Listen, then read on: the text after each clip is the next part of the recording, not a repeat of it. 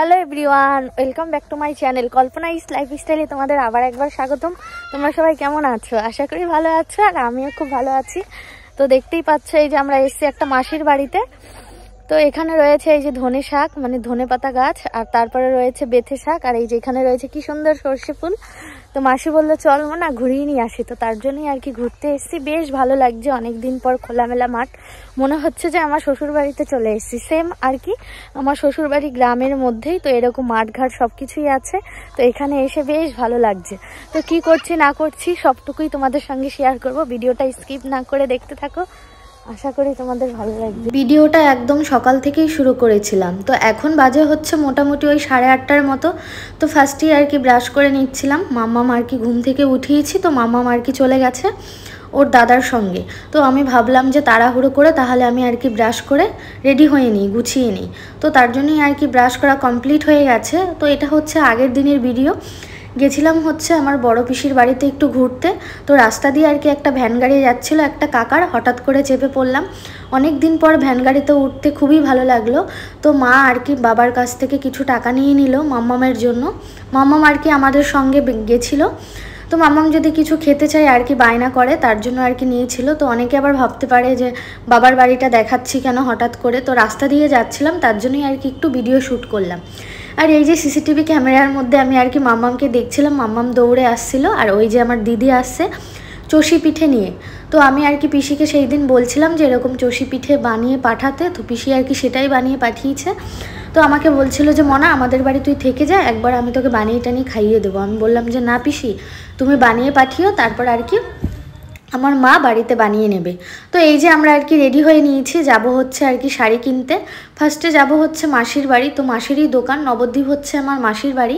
তো আমাদের পাশেই আর কি হাই রোড। তো ওখান থেকেই আর কি গাড়িতে চেপে পড়লাম বাসে। বেশিক্ষণ লাগে না, এই ধরো 20 মিনিটের মতো লাগে। তো যাই হোক, মা আমি আর যাচ্ছি হচ্ছে আমার মাম্মাম, আর কেউ যাচ্ছে না। ফাইনালি পৌঁছে গেলাম মাসির বাড়িতে। তো এখানে আর কি সবাই রয়েছে, দুটো মামি মাসি সবাই একসঙ্গে রয়েছি, বেশ মজা করব। আর গ্রামের বাড়িতে কার না ঘুরতে যেতে ভালো লাগে বলো, সবারই কিন্তু বেশ ভালো লাগে। তো এখানে আর কি মাসি আর কি খাবার টাবার সব কিছু রেডি করলো, খাওয়াটা কমপ্লিট হয়ে গেছে। তারপরে চলে গেলাম হচ্ছে মাসির একটা শাশুড়ির বাড়িতে, কাকি শাশুড়ির বাড়িতে। তো ওখানে যেয়ে দেখি প্রচুর ফ্যামিলি মেম্বার আমার জন্য অপেক্ষা করছে, তারা আমার আর কি ভিডিও দেখে। এই জিনিসটা আমার ভীষণ ভালো লাগলো। আর এই যে দেখো, যেই শুনেছে আমি মাসির বাড়িতে এসেছি, অনেকেই আর কি আমাকে দেখতে এসছে। আমার যে কি ভালো লাগছিল, মানে কি বলবো, ধারণার বাইরে। আর একটা দিদিভাই আর কি ভিডিও কলে দেখছিল আমাকে, তো সে বলছিল যে একটু ওয়েট করো, আমি আর কি যাব।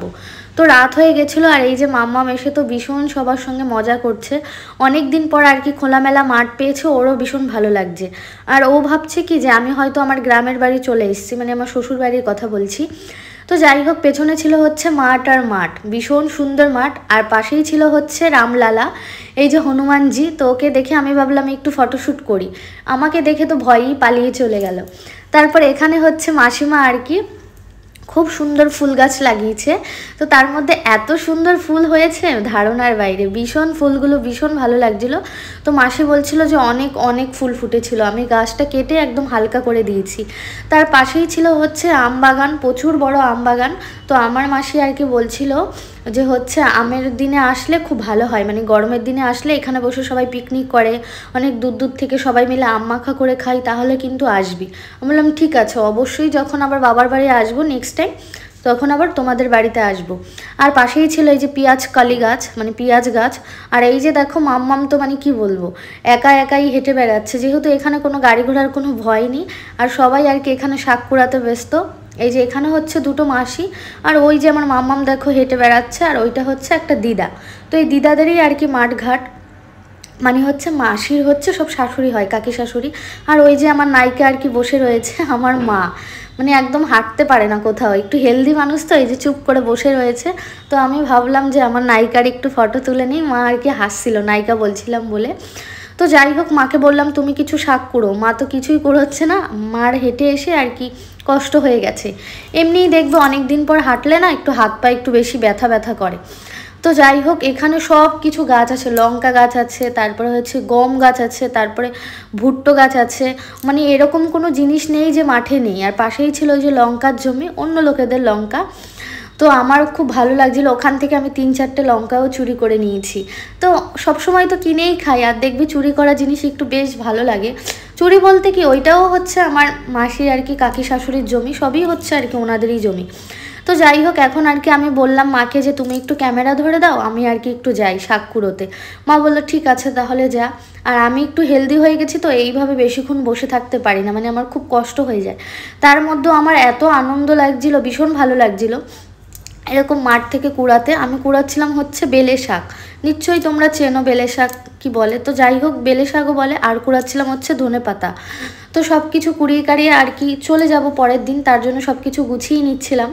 তো মাসি বলছিল যে না আজকে যেতে হবে না। আমি বললাম যে না, রাত্রের সময় চলে যাব বাসে করে, যেহেতু 20 মিনিট টাইম লাগে, মানে 20 মিনিট কি আধ ঘন্টা এরকমটাই লাগে। তো সেই দিন আর আমাদের যেতে দেয়নি, আমরা থেকে গেছিলাম মাসির বাড়িতে। ভীষণ ভীষণ মজা হয়েছে, মানে কি বলবো, সবাই মিলে একসঙ্গে ছিলাম তো। আর অনেক রকমের শাক কুড়িয়েছি, মটর শাক, তারপরে হচ্ছে খেসারি শাক, তারপরে হয়েছে আরও কি কি জানো, বেলে শাক, আরও 4-5 রকমের শাক কুড়িয়ে নিয়েছি।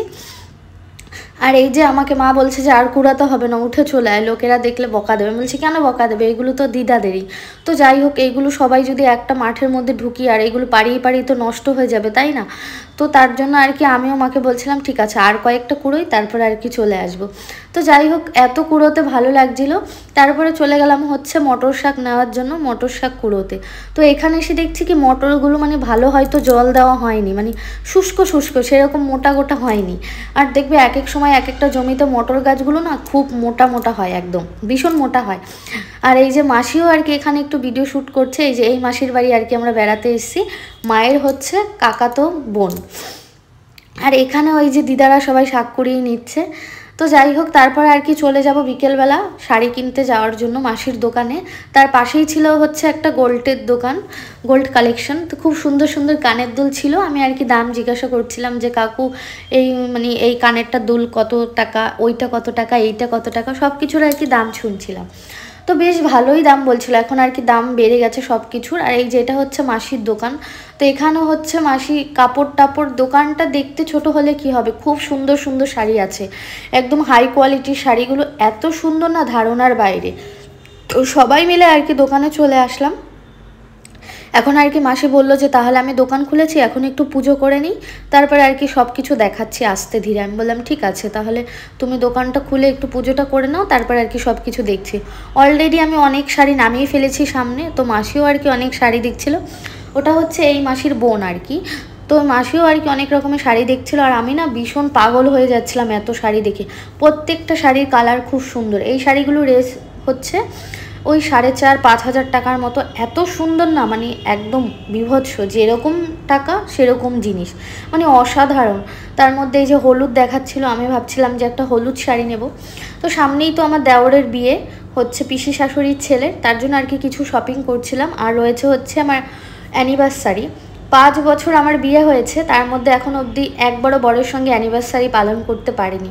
তো আমার একটু ইচ্ছে, 5 বছর হতে চললো, 5টা বছর, 1 2 3 4 5 বছর কাটিয়ে ফেললাম। তাহলে এইবার একটু ইচ্ছে যে বরের সাথে অ্যানিভার্সারি পালন করবো আর কি, ছোট করে ফ্যামিলির সবার সাথে। তার জন্য আমি একটা অ্যানিভার্সারির জন্য শাড়ি নিয়েছি, আর হচ্ছে ভাইয়ের বিয়ের জন্য দুটো নিয়েছি। আর একটা হচ্ছে মাসি আমাকে গিফট করেছে। এই মাসি আমাকে বললো যে তোকে তো এখন অবধি কিছু দিইনি, তাহলে তুই এই একটা শাড়ি নে।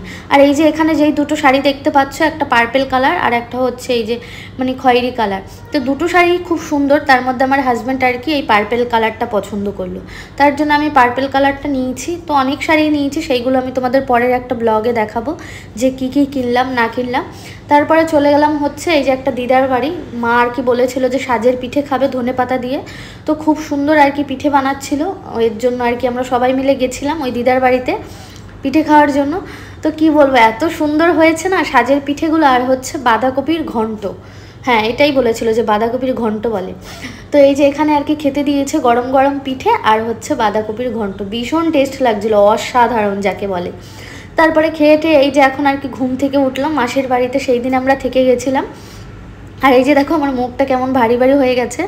কি হয়েছে ব্যাপারটা, মানে ঠিকঠাকভাবে ঘুমটা হয়নি।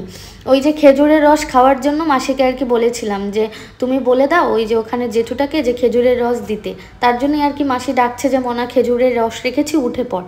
তাড়াহুড়ো করে খেজুরের রস খাওয়ার জন্য উঠে পড়েছি। আর এই যে দেখো আগে তো ছোটোবেলায় খেয়েছি, মামার বাড়িতে অনেক, নিজেদের বাড়িতে অনেক খেয়েছি। তো এই যে এখন আর কি মাসি সব রস রেখেছে আমার জন্য আর মায়ের জন্য, মাসি আর কি ছেঁকে নিয়েছে। তার মধ্যে আমি মাসিকে বললাম ঠিক আছে রসটা থাক, আমি একটু ব্রাশ করে আসি। ভীষণ এক্সাইটেড ছিলাম, রস খাচ্ছি বুঝতেই তো পারছো, শীতের দিনে রস খাওয়া একটা দারুণ মজা। তো যাই হোক এখন আমার ব্রাশ করা হয়ে গেছে, তার মধ্যে আমি একটু আর কি ভিডিও করছিলাম হাতে করে, ভীষণ ভালো লাগছিলো। তারপর আমি একটু রস খেয়েছি, পুরোটা খেয়ে কমপ্লিট করতে পারিনি। আর এখানে এই যে মা বসে রয়েছে, মাসি আর কি চা নিয়ে আসবে। তো মাকে বললাম যে বেরো, মা বলছে দাঁড়া একটু বাদে বেরোচ্ছি। আর গ্রামের দিকে না একটু ঠান্ডাটা একটু বেশি। অনেকে হয়তো বলতে পারো যে বারবার কেন গ্রাম গ্রাম বলছো, তার জন্য বললাম। এমনিতে একটু খোলামেলা জায়গা তো, ওখানটা একটু ঠান্ডাটা বেশি লাগে। আর হচ্ছে দেখবে পাকা ঘরের মধ্যে ঠান্ডাটা কিন্তু অতটা বেশি লাগে না। আর এই যে ধনেপাতা দিয়ে সাজের পিঠে বানিয়েছিল, পরের দিন আর কি মাসি আর কি বললো যে তুই খাবি, আমি বললাম হ্যাঁ আমি খাবো, আমার তো ভীষণ ভালো লেগেছিলো, জাস্ট ওয়াও যাকে বলে। এই যে দেখো ধনেপাতা আর কি বাটার টাইম পাইনি, তার জন্য কুচিয়ে আর কি পিঠেটা বানিয়েছিল, খুব টেস্ট হয়েছিল। আর এই যে এটা হচ্ছে একটা সানস্ক্রিন, মাসির পাশেই রয়েছে পার্লারের দোকান। তো মাসি আমাকে বলছিল তুই মুখে কি লাগাস, আমি বললাম আমি সেরকমভাবে কিছুই লাগাই না, মাম্মামের যখন যেই ক্রিম পাই সেটাই আর কি আমি লাগাই। যবে থেকে আমার মাম্মাম হয়েছে তবে থেকে এক্সট্রা করে আমি কিচ্ছু লাগাই না। মাম্মামের হচ্ছে হিমালয় ক্রিম, মাম্মামের শ্যাম্পু ওইসবই লাগাই। তো মাসি বলল যে এই ক্রিমটা খুব ভালো, তুই নিয়ে যা, ভালো হবে। আর এই যে এখানে আর কি এই যে এটা হচ্ছে মাসির শাশুড়ি, আর এটা হচ্ছে একটা পুচকু আমার বোন হয়। তো মাসির আর কি যাটা মারা গেছে, তো ওকে দেখে আমার ভীষণ কষ্ট হচ্ছিল, বিশ্বাস করো যে এইটুক বাচ্চা মাকে ছেড়ে কি করে থাকে। যেহেতু এখনও বিয়ে হয়ে গেছে, ঘরে আসলেই মা মা করে চিৎকার করি, মা কোথায় মা কোথায়, যতই বাবা থাকুক না কেন, আর এর কতটা কষ্ট। তো সেটাই আর কি মাসির মুখ থেকে শুনছিলাম যে ও কষ্ট পায় না, বলছে না। মাঝে মধ্যে জিজ্ঞাসা করে যখন ওর পাপা আর কি বলে অনেক দূরে চলে গেছে, তখন আর কি ওর মুখটা ছোট হয়ে যায়। তো এই বয়সে হচ্ছে মায়ের আর কি দুধ খাবে, মায়ের সঙ্গে খেলা করবে, ঘুরবে, আর দেখো তো কতটা কষ্ট মাকে ছাড়া জীবন কাটাতে।